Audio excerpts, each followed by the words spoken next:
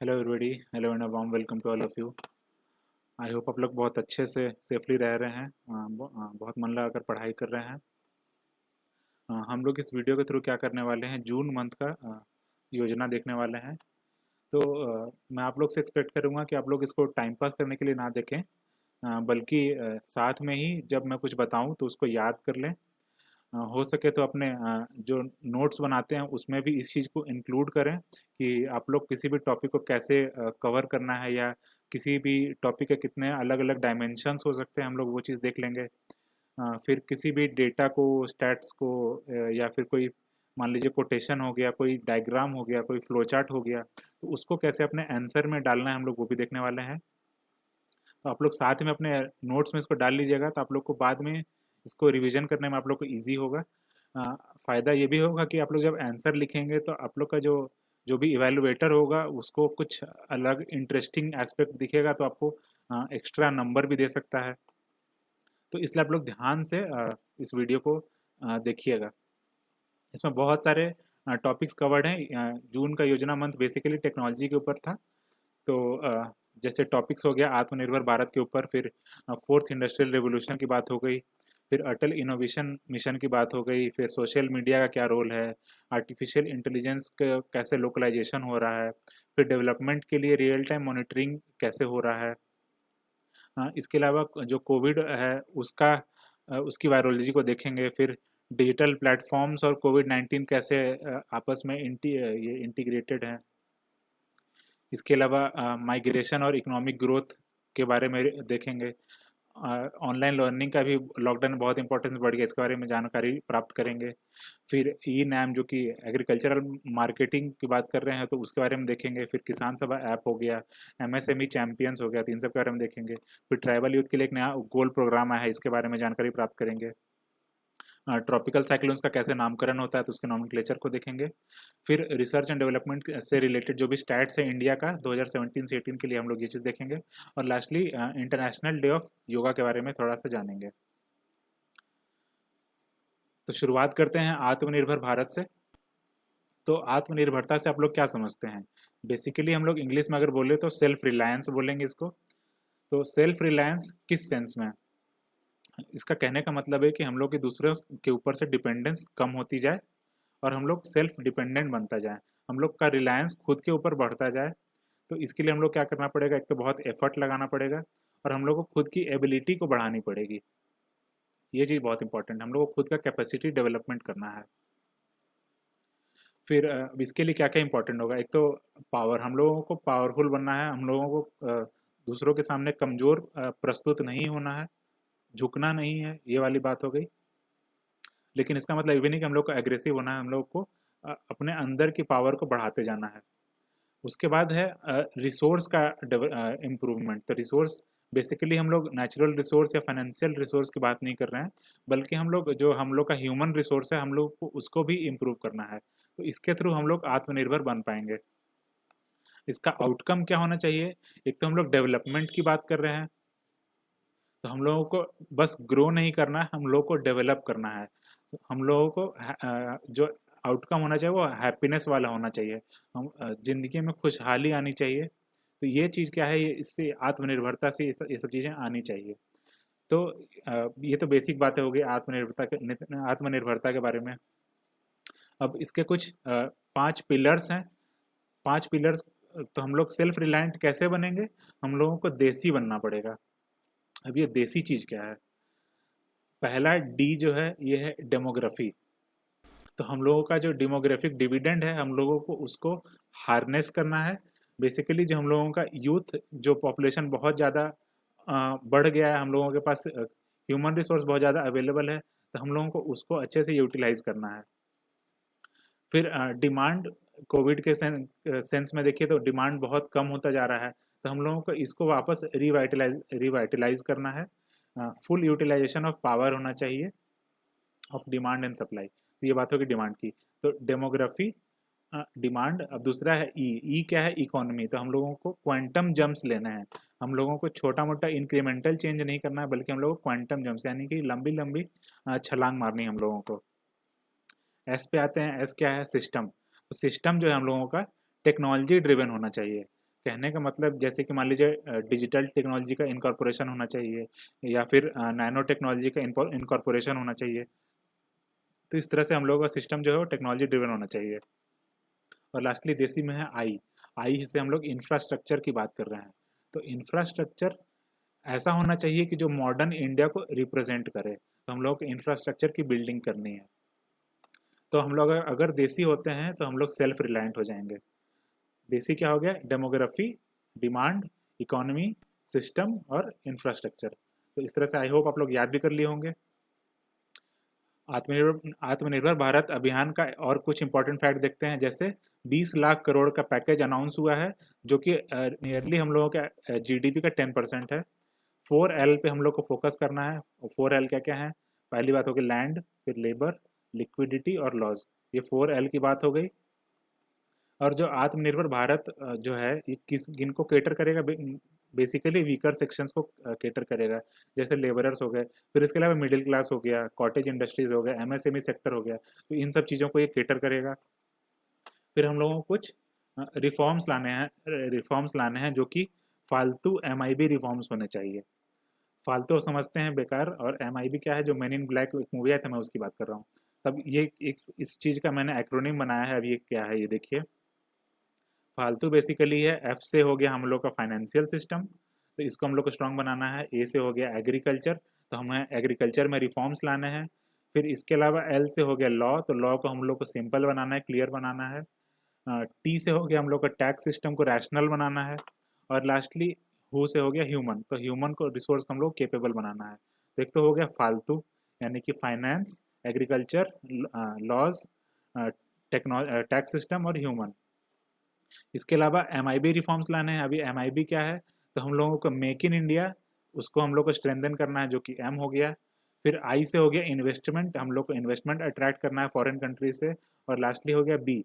B से हो गया बिजनेस, तो बिजनेस को हम लोगों को प्रमोट करना है। तो हम लोग इन रिफॉर्म्स की बात कर रहे हैं। तो फालतू और एमआईबी रिफॉर्म्स से करेंगे तो इससे हम लोगों को सेल्फ रिलायंस में के टारगेट में हम लोगों को अचीवमेंट की प्राप्ति होगी। अब दो इम्पॉर्टेंट चीज़ ये है कि हम लोगों को बस एफिशिएंसी ही नहीं बढ़ानी है, हम लोगों को क्वालिटी में भी कंप्रोमाइज़ नहीं करना है। तो ये दो चीज़ इंपॉर्टेंट होना चाहिए सेल्फ रिलायंस के पर्सपेक्टिव से।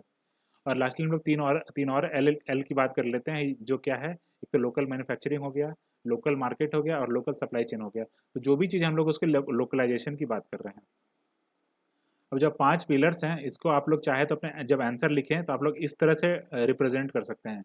जैसे आप लोगों ने एक इस तरह का वॉल बनाया और फिर आप लोग ऐसे 5 पिलर बना दीजिए, जिसके अंदर अंदर आप लोग लिख दीजिए कि एक हो गया जो हम लोग देसी की बात कर रहे थे, डिमांड हो गया, फिर डेमोग्राफी हो गया, फिर इकोनॉमी हो गया, सिस्टम हो गया, इंफ्रास्ट्रक्चर हो गया। तो इस तरह से आप लोग पिलर्स बना दिए।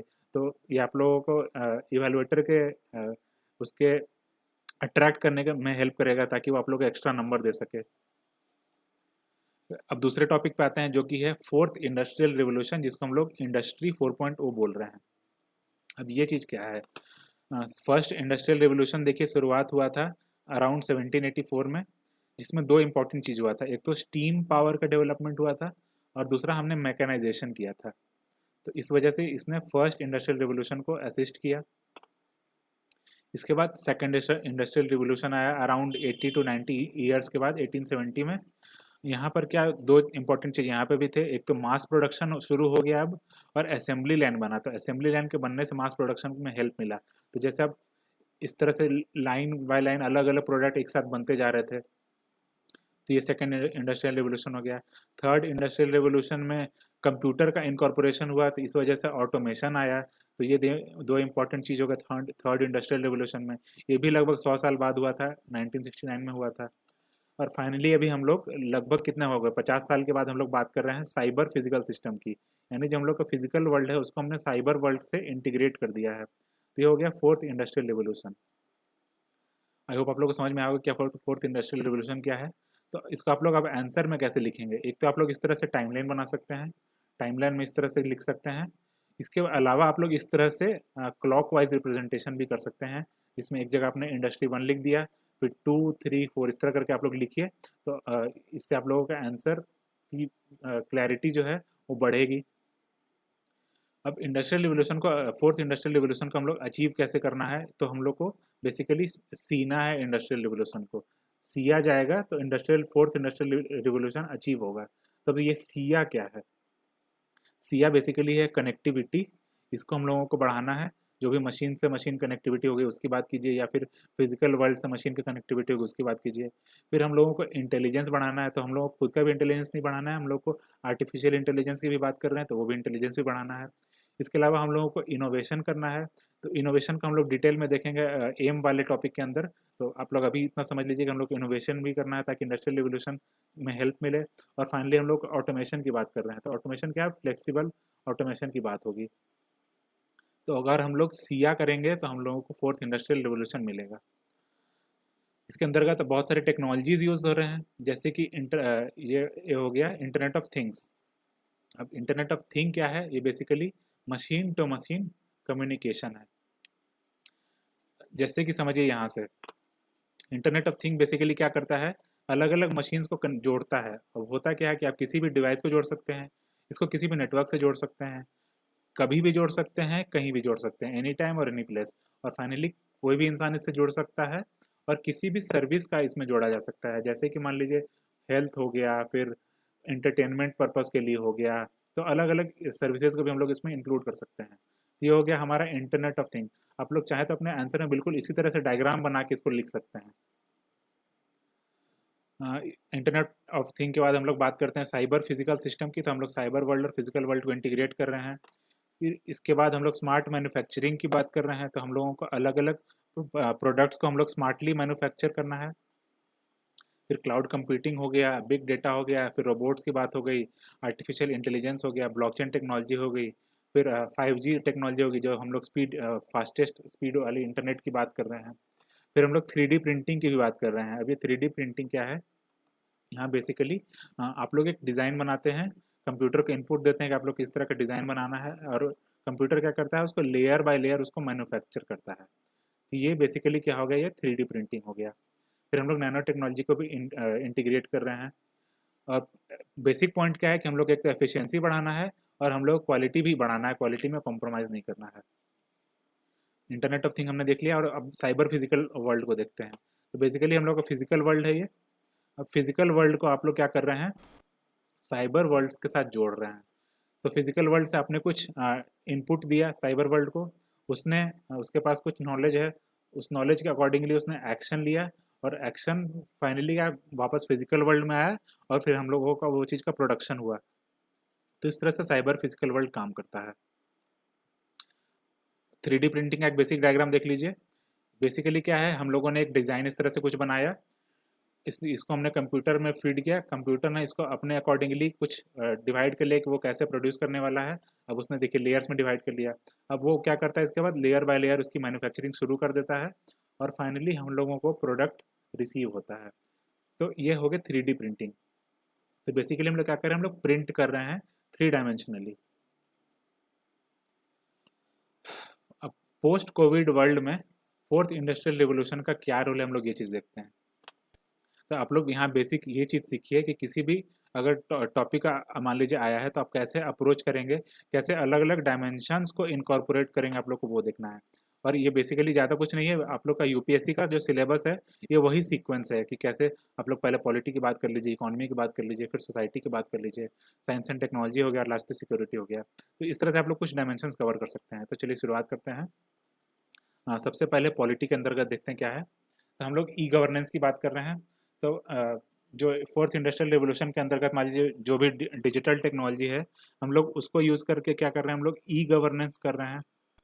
ई गवर्नेंस कैसे कर रहे हैं कि मान लीजिए एक स्टेट दूसरे स्टेट के साथ कम्युनिकेट कर पा रहा है, या फिर हमारे जो प्रधानमंत्री हैं वो अलग अलग स्टेट के जो चीफ मिनिस्टर्स हैं उनके साथ कम्युनिकेट कर पा रहे हैं। तो ये ई गवर्नेंस हो गया। फिर इसके बाद इंटरनेशनल रिलेशन में भी ये हेल्प कर रहा है कि जैसे जितने भी समिट्स हो रहे हैं वो आजकल ऑनलाइन हो रहे हैं। फिर एक कंट्री के कोई भी लीडर हैं वो दूसरे कंट्री के लीडर के साथ कम्युनिकेट कर पा रहे हैं। तो इस तरह पॉलिटी के डायमेंशन से हेल्प कर रहा है। इकोनॉमी के डायमेंशन से देखिए तो सबसे पहले इंडस्ट्री में देखते हैं। इंडस्ट्री में क्या कर रहा है कि हम लोगों को पता है कि मैन पावर का क्रंच होने वाला है, क्योंकि हम लोग सोशल डिस्टेंसिंग की बात कर रहे हैं। फिर बहुत सारे जो लेबरर्स हैं वो अपने अपने घर लौट चुके हैं, तो इस तरह मैन पावर क्रंच होने वाला है। तो अभी अभी क्या होने वाला है, ऑटोमेशन बढ़ने वाला है। तो जब हम लोग फ्लेक्सिबल ऑटोमेशन की बात कर रहे थे, तो फोर्थ इंडस्ट्रियल रिवोल्यूशन की वजह से क्या होने वाला है कि ये चीज़ का बढ़ावा मिलने वाला है, और ये चीज़ इंडस्ट्री के आउटकम को डिसाइड करेगा। अब मार्केट के पर्सपेक्टिव से देखिए तो इसमें क्या होने वाला है कि क्योंकि अभी डिमांड बहुत कम हो गया है प्रोडक्ट्स का, तो इस वजह से क्या हुआ है कि सप्लाई भी वेरी कर रहा है। फिर ऑनलाइन मार्केट के अंतर्गत बहुत इसको बढ़ोतरी मिली है। हम लोग बहुत सारे प्रोडक्ट्स को ऑनलाइन ऑर्डर करते हैं, तो ये इकोनॉमी ऐसे चेंज हो रहा है कोविड की वजह से। इंफ्रास्ट्रक्चर में देखिए कैसे कि हम लोग अब 3D प्रिंटिंग की बात कर रहे हैं, तो कोई भी प्रोडक्ट को हम लोग पहले डिज़ाइन कर लेते हैं, उसको प्रिंट कर लेते हैं, तो इंफ्रास्ट्रक्चर को ऐसे चेंज कर रहा है। फिर हम लोग डिजिटल ट्रांजेक्शन की बात कर रहे हैं, जैसे ब्लॉकचेन टेक्नोलॉजी हो गई, जो बेसिकली हम लोग इसके थ्रू क्या करते हैं, क्रिप्टो करेंसी का जो है पॉपुलैरिटी बढ़ा है। तो क्रिप्टो करेंसी जो है बेसिकली ये डिजिटल ट्रांजेक्शन का एग्जाम्पल हो गया। फिर आप लोग पेटीएम यूज़ कर रहे हैं या गूगल पे यूज़ कर रहे हैं, तो इस तरह से डिजिटल ट्रांजेक्शन को भी बहुत बढ़ावा मिला है। तीन इंपॉर्टेंट चीज़ क्या है इकोनॉमी में, एक तो पहले वो सरवाइव कर जाएं इस जो क्राइसिस है, कोविड क्राइसिस, इसको। फिर इसके बाद उन लोग को रिकवर करना है। रिकवरी कैसे होगी, उनको रिजिलियंट बनना पड़ेगा, और फाइनली जब वो सरवाइव कर पाएंगे और रिकवर करेंगे तो वो they will be back in business. तो ये तीन इंपॉर्टेंट स्टेप्स हैं। फिर अब सोसाइटी के डायमेंशन से देखिए, जैसे एजुकेशन, क्योंकि बहुत सारे स्कूल और कॉलेजेस बंद हो गए, तब ऑनलाइन एजुकेशन की बात हो रही है, तो यहाँ पर फोर्थ इंडस्ट्रियल रेवोल्यूशन ने हेल्प किया है।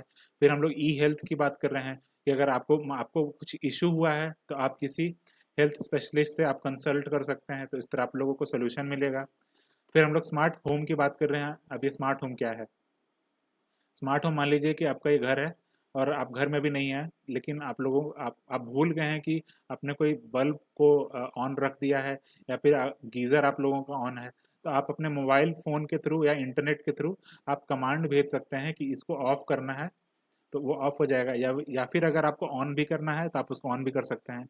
तो ये बेसिकली क्या है, स्मार्ट होम। यहाँ पर हमने डिजिटल टेक्नोलॉजी को फिजिकल वर्ल्ड के साथ हमने इंटीग्रेट कर दिया, तो ये स्मार्ट होम हो गया। और ये इंटरनेट ऑफ थिंग का ही बहुत अच्छा एक एग्जाम्पल है। सैडली क्या होगा कि क्योंकि कोविड की वजह से बहुत लोग घर भी लौट रहे हैं और बहुत सारी इंडस्ट्रीज भी बंद हो गई हैं, तो अनएम्प्लॉयमेंट बहुत बढ़ सकता है।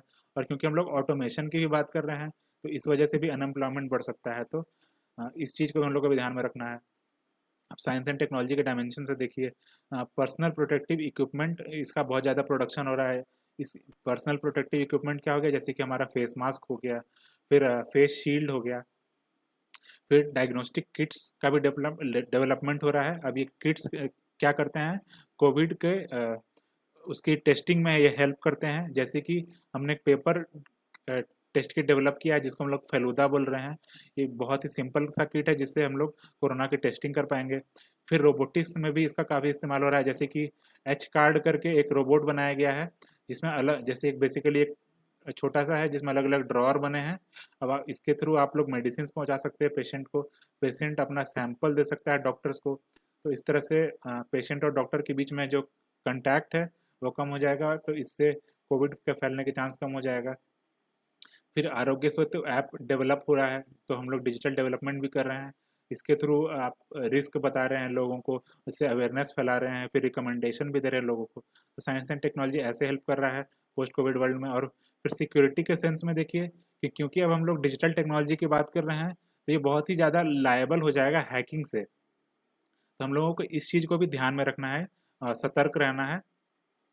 तो आपने देखा कि हमने कैसे अलग अलग डायमेंशंस को कवर किया। तो आप लोगों को एक तो बात हो गई कि आप लोगों को नॉलेज अपना इम्प्रूव करना है, और फिर उस नॉलेज को आप लोगों को लिंक करना है। कैसे आप उसको पॉलिटी में लिंक कीजिए, इकोनॉमी के फील्ड में लिंक कीजिए, अलग अलग फील्ड में उसको लिंक कीजिए।